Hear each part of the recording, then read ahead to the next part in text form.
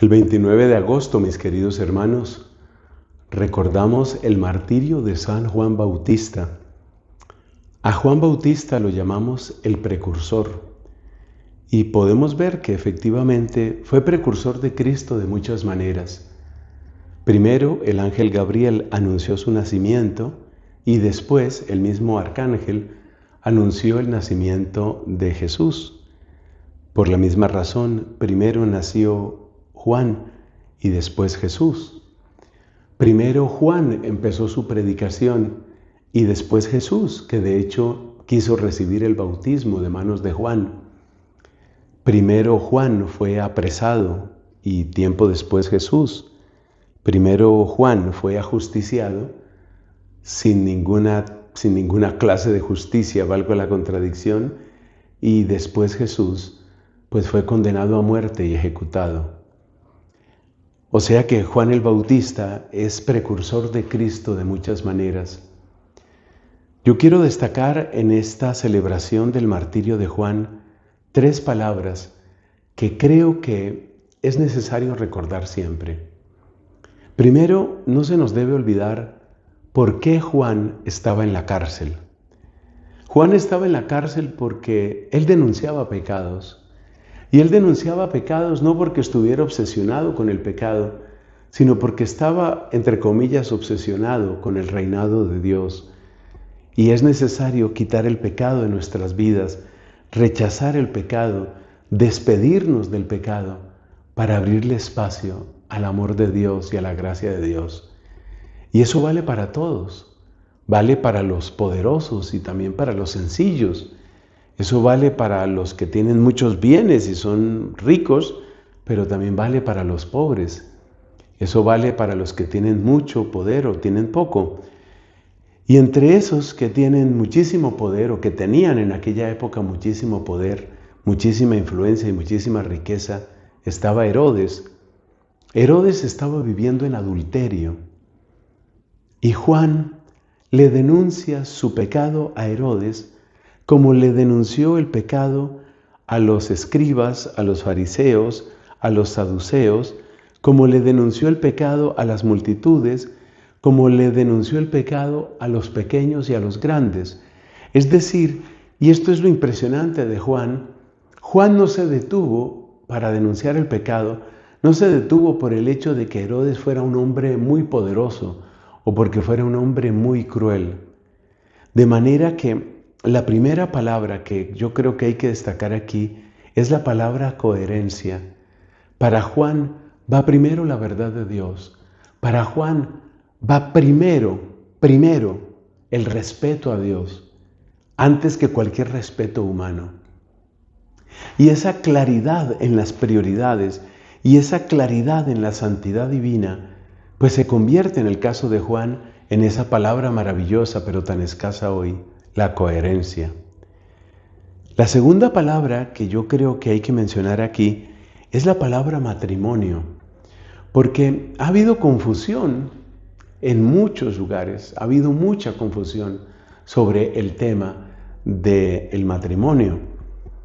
En muchos lugares se presentan muchas variedades de matrimonio, que un matrimonio poliamoroso, que es algo así como permiso para que tú adulteres y yo también adultero, y entonces no nos hacemos problema porque tú estás haciendo lo tuyo y yo estoy haciendo lo mío.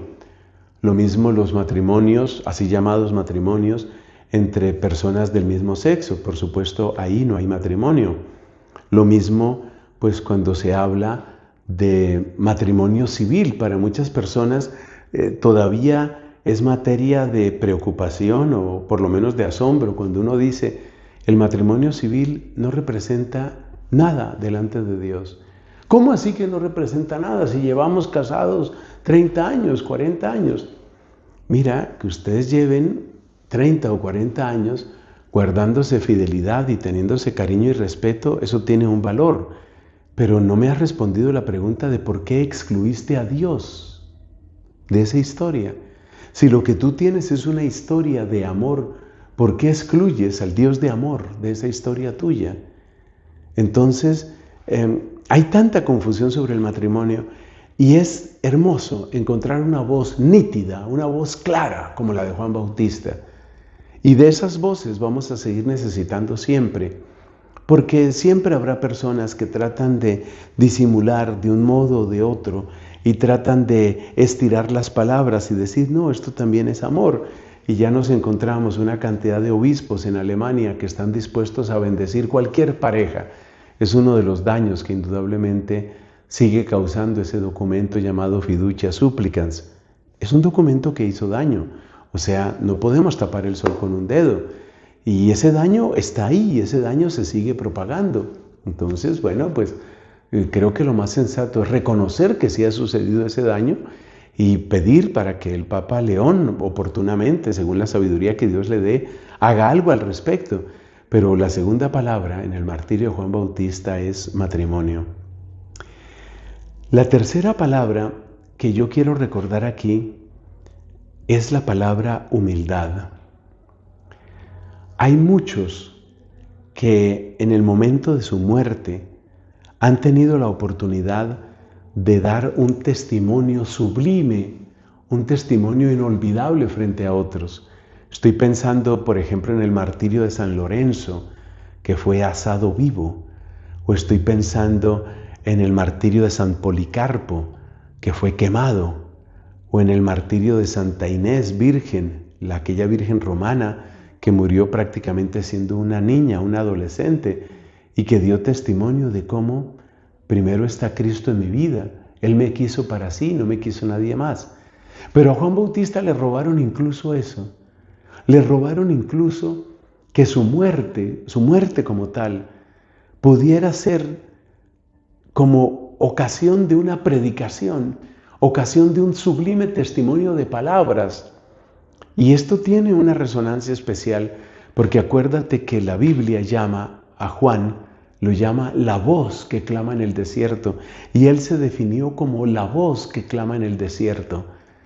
Pero esa voz fue silenciada, y en la oscuridad y en la reclusión humillante de una celda, sin otro testigo que un guardia que como un robot cumplía órdenes, fue ejecutado. Es decir, a la voz no se le permitió ni siquiera hablar. Y claro, su voz física no pudo hablar, pero su sangre gritó, y su cuerpo gritó, y su corazón gritó. Y el testimonio de Juan, fíjate, 2000 años después aquí lo tenemos. No le permitieron hablar, pero el grito de su coherencia, el grito de su pureza, el grito de su fidelidad llega hasta nosotros. Es una humildad muy grande. Realmente Dios le concedió lo que él había pedido. Refiriéndose a Cristo, decía Juan Bautista, conviene que Él crezca y que yo disminuya. Y Dios se lo concedió. San Juan Bautista ruega por nosotros.